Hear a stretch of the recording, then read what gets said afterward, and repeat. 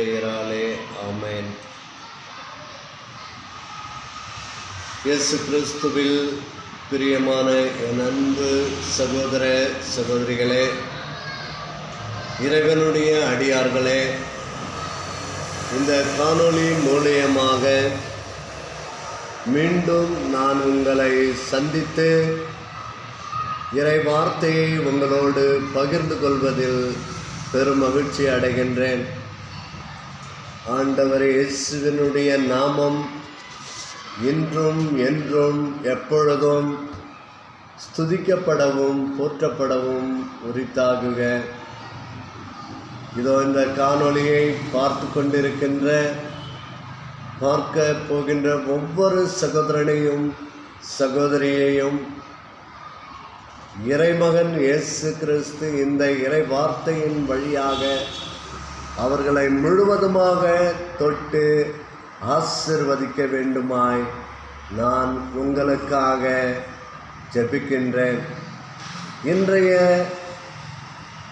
பகிர்வுக்கு நான் எடுத்துக்கொண்ட ஒரு இறைச்செய்தி லூக்கா நற்செய்தி 5ஆம் அதிகாரம் 1 முதல் 11 வரை உள்ள இறை வாக்குக்கு நாம் பகிர்ந்து கொள்வோம். இயேசு கிறிஸ்து கெனசரேத் ஏரிக்கரையில் நின்று கொண்டிருந்தார். மக்கள் கூட்டம் கூட்டமாக அவரை தேடி வருகின்றனர். அவர் சொல்லுகின்ற இறை வார்த்தையை கேட்கவும் நோய் நொடிகள் நீங்கவும் அவர்கள் அவரை பின்தொடர்கின்றனர். ஏரிக்கரையில் 2 படகுகள் நிற்க கண்டார். மீனவர் படகை விட்டு இறங்கி வலைகளை சுத்தம் செய்து கொண்டு இருந்தார்கள். அவர்களுள் ஒன்று சீமோனுடையது. அதில் இயேசு ஏறினார். அவர் கரையிலிருந்து அதை சற்று தள்ளும்படி அவரிடம் கேட்டுக்கொண்டு படகில் அமர்ந்தவாறே மக்கள் கூட்டத்துக்கு கற்பித்தார். அவர் இறை வார்த்தையை சொல்லி முடித்த பின்பு சீமோனை நோக்கி, ஆழத்திற்கு தள்ளி கொண்டு போய் மீன் பிடிக்க உங்கள் வலைகளை போடுங்கள் என்றார். சீமோன் மறுமொழியாக, ஐயா, இரவு முழுவதும் நாங்கள் பாடுபட்டு உழைத்தும் ஒன்றும் கிடைக்கவில்லை. ஆயினும் உமது சொற்படியே வலைகளை போடுகிறேன் என தொடங்கவே, அப்படியே அவர்கள் செய்து பிறந்தரலான மீன்களை பிடித்தார்கள். வலைகள் கிழிய தொடங்கியவுடனே தங்களுக்கு அருகில் இருக்கின்றவர்களை சைகை காட்டி படகுகளை வரவைத்து படகுகள் மீன்களால் நிரப்பப்படுகின்றன. அவரோடு இருந்த அனைவரும் மிகுதியான மீன்பாட்டை கண்டு திகைப்புற்றனர். சீமோனுடைய பங்காளியான செபதேயுவின் மக்கள் யாக்கோப்பும் யோவானும் அவ்வாறே திகைத்தார்கள். இயேசு சீமோனை நோக்கி, இதோ அஞ்சாதே, இன்று முதல் நீ மனிதனை பிடிப்பவர் ஆவாய் என்று சொல்லுகின்றார், அழைப்பு விடுக்கின்றார்.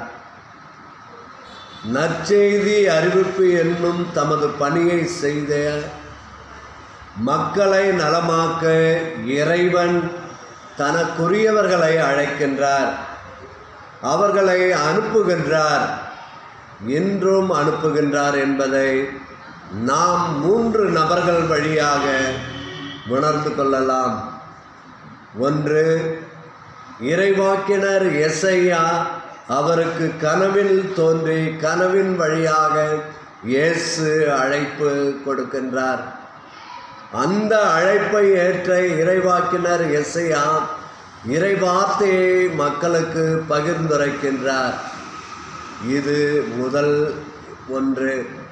இரண்டாவதாக, திருத்தூதர் பேதுரு மீன்பிடிப்பின் நிகழ்வாக இயேசு அழைக்கின்றார். இரவு முழுவதும் வலைகளை வீசி அவர்கள் மீன் ஒன்றும் படாமல் கரையில் இருக்கின்ற பொழுது இயேசு ஆழத்திற்கு தள்ளி மீன் பிடிக்க வலைகளை போடுங்கள் என்று சொல்லுகின்றார். அந்த திருத்தூதருக்கு அவர் யார் என்ன என்று தெரியாது.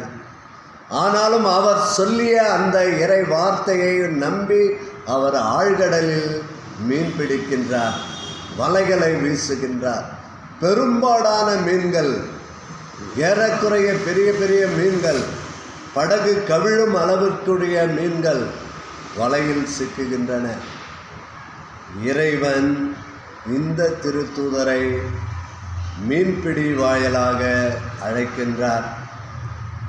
மூன்றாவதாக, திருத்தூதர் பவுலை அவர் காட்சியின் வழியாக அழைக்கின்றார். திருத்தூதர் பவுல் கிறிஸ்துவர்களை ஒடுக்குவதற்காக, கிறிஸ்துவர்களை அழிப்பதற்காக அவர் எரிகோவுக்கு செல்லுகின்றார். அப்போது வழியில் அவர் தடுத்து நிறுத்தப்பட்டு ஒரு பெரிய காற்றால் அவர் அழைக்கப்படுகின்றார். அவர் அழைப்பு ஒலி மட்டும் கேட்கின்றது, ஆனால் அவர் யார் என்று பார்க்க முடியவில்லை.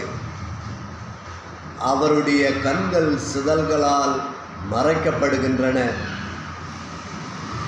ஆண்டவர் இயேசு இந்த 3 பேரையும், இவர்களுக்கு தெரியும் நான் பாவி, நான் அருகதை அற்றவன் என்று தெரியும்.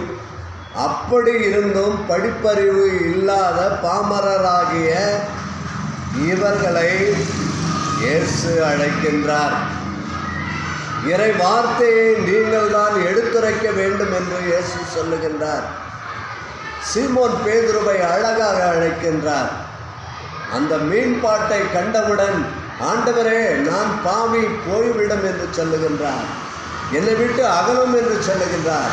ஆண்டவர் இயேசு தெளிவாக சொல்லுகின்றார், அஞ்சாதே, இன்று முதல் நான் உன்னை மனிதரை பிடிப்பவராக்குவேன், என்னுடைய திருச்சபைக்கு தலைமையாக உன்னை ஏற்படுத்துவேன் என்று அழகாக தெளிவாக சுட்டி காட்டுகின்றார். கிறிஸ்து இயேசுவுக்குள் பிரியமான என் அன்பு சகோதர சகோதரிகளே, அன்று மட்டுமில்லை, இன்றைய தினமும் ஆண்டவர் இயேசு நம் ஒவ்வொருவரையும் அழைக்கின்றார். இறை வார்த்தையை எடுத்துச் சொல்ல அழைக்கின்றார்.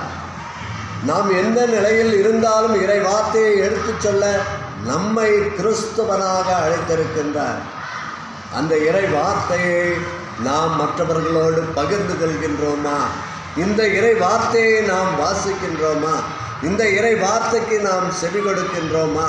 இந்த இறை வார்த்தையை நாம் ஒருவர் மற்றவரோடு பகிர்ந்து கொள்கின்றோமா? சிந்திக்க இயேசு நம்மை அழைக்கின்றார். இறைவன் வழங்கும் இந்த அருட்கொடையை, இந்த வாய்ப்பை நாம் பயன்படுத்த வேண்டும். இறைவனுக்கு உகந்த பிள்ளைகளாக நாம் மாற வேண்டும் என்று ஆண்டவர் இயேசு நற்செய்தி வழியாக நமக்கு சொல்லுகின்றார். அதிலும் சிறப்பாக லூக்கா நற்செய்தியாளர் ஏழை எளியவர்கள் புரிந்து கொள்ளுகின்ற அளவுக்கு அவருடைய நற்செய்தி மடல்களை எழுதியிருக்கின்றார். ஆகவே என் அன்பு சகோதர சகோதரிகளே, நாம் கிறிஸ்துவினுடைய சிந்தனையில் இறங்குவோம். நற்செய்தியை அறிவிக்கும் பணியில் நம்மை முழுவதுமாக ஒப்புக்கொடுப்போம். அதற்கு அடிப்படையாக நம்முடைய குடும்பங்களில் நம்முடைய குழந்தைகளுக்கு நாம் நற்செய்தியை எடுத்து செல்வோம். அந்த குழந்தைகள் மூலமாக அந்த குழந்தைகளை நாம் நற்செய்திக்கு ஈடுபடுத்துவோம். அவர்களுக்கு வழிகாட்டுவோம், அவர்களை ஆற்றல் படுத்துவோம், அவர்களோடு கூட உடனிருந்து அவர்களை பாதுகாப்போம், இறை வழியில் அவர்களை நாம் நடத்தி செல்வோம். இன்றைய காலகட்டங்களில் மக்கள் கெடுவதற்கு காரணம் நம்முடைய இல்லங்களிலே இறை வார்த்தையை நாம் வாசிக்காதது, நம்முடைய பிள்ளைகளுக்கு இறை வார்த்தையை நாம் எடுத்து செல்லாதது, இறை வழியில் அவர்களை அழைத்து செல்லாதது. ஜெபிப்போமாக. எங்களை எல்லாம் படைத்து பராமரித்து பாதுகாத்து வரும் என் இயேசுவே, இறைவாக்கினர் எஸ்ஐயாவை நீர் கனவின் வழியாக அழைத்தீர. இதோ பேதுருவை நீர் அழைத்தீர, மீன் பிடித்து கொண்டிருந்த பேதுருவை அழைத்தீர. இடியின் ஒளியில் சின்னப்பரை நீர் அழைத்தீர. இதோ எங்களையும் நீர் அழைப்பு கொடுத்திருக்கின்றேன், எங்களுக்கும் அழைப்பு கொடுத்திருக்கின்றேன். எங்களுடைய குடும்பங்களில் நாங்கள் இந்த இறைப்பணியை செய்கின்ற பொழுது எங்களை முழுவதுமாக நீர் அழைப்பு கொடுத்திருக்கின்றேன். இந்த அழைப்பை ஏற்று நாங்கள் வாழ்கின்றோமா?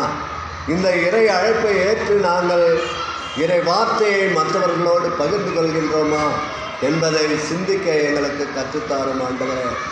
இனி வரும் காலங்களிலாவது நாங்கள் எங்களுடைய குடும்பங்களில் இந்த இறை வார்த்தையை எடுத்துரைத்து இந்த இறை வார்த்தையை நாம் எங்களுடைய பிள்ளைகளுக்கு கற்றுத்தரக்கூடிய ஆற்றலை எங்களுக்கு தாரும்.